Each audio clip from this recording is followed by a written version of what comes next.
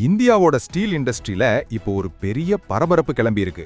அது என்னன்னா, நம்ம நாட்டுக்குள்ள வர்ற சீன, ரஷ்யா மற்றும் ஜப்பானிய இரும்பு இறக்குமதிகள் மேல மத்திய அரசு ஒரு முக்கியமான ஆன்டி டம்பிங் விசாரணையை தொடங்கியிருக்கு. ஏன் திடீர்னு இந்த நடவடிக்கை? இதனால நம்ம நாட்டுக்கு என்ன லாபம்? இதுதான் இன்னைக்கு நாம பார்க்க போற விஷயம். முதல்ல இந்த ஆன்டி டம்பிங்னா என்னன்னு சிம்பிளா புரிஞ்சுக்கலாம். ஒரு நாடு தங்களோட பொருட்களை இன்னொரு நாட்டுக்கு அவங்க உற்பத்தி பண்ற விலையை விட ரொம்ப கம்மியான விலைக்கு கொண்டு வந்து குவிக்கிறப்போ உள்நாட்டு நிறுவனங்களுக்கு பாதிப்பு ஏற்படும். இதை தடுக்க அந்த இறக்குமதி மேல அரசு கூடுதல் வரி விதிக்கும். இதுதான் இந்த விசாரணைக்கான காரணம்.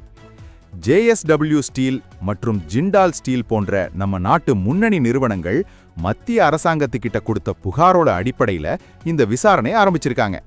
என்ன சொல்றாங்கன்னா, சீனா, ரஷ்யா, ஜப்பான்ல இருந்து வர்ற ஸ்டீல் இந்தியா சந்தை விலையை விட மெட்ரிக் டன்னுக்கு 11 முதல் $37 வரை விலை கம்மியா இருக்கு.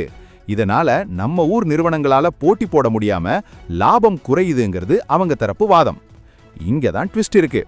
இந்த வருஷம் ஏப்ரல் மாசம் மட்டும் சீனாவோட ஸ்டீல் ஏற்றுமதி இந்தியாவுக்கு டபுளா அதிகரிச்சு 2 வருஷத்துல இல்லாத அளவுக்கு உச்சத்தை தொட்டிருக்கு. இதுதான் நம்ம உள்நாட்டு உற்பத்தியாளர்களை ரொம்பவே கவலைப்பட வச்சிருக்கு. சரி, இதோட பின்னணி என்ன? ஏன் இப்படி விலை கம்மியா வருது? சீனா மாதிரியான நாடுகள் தங்களோட உற்பத்தியை அதிகமா வச்சிருக்கிறதால அவங்க சந்தை விலையை விட குறைச்சு விற்பனை செய்யறதா சில சர்வதேச ஆய்வுகள் சொல்லுது.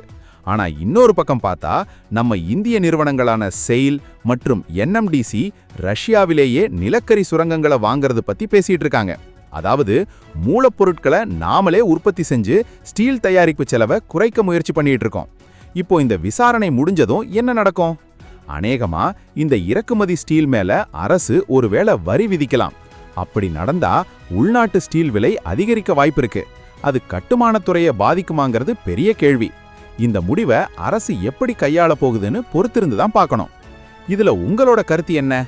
இறக்குமதி வரியை உயர்த்துறது சரியான முடிவா, இல்லன்னா நாமளும் உலக சந்தையில போட்டியிட தயாரா இருக்கணுமா? கமெண்ட்ல சொல்லுங்க. இன்னைக்கு தகவல் உங்களுக்கு பயனுள்ளதா இருந்தா தொடர்ந்து இணைந்திருங்கள்.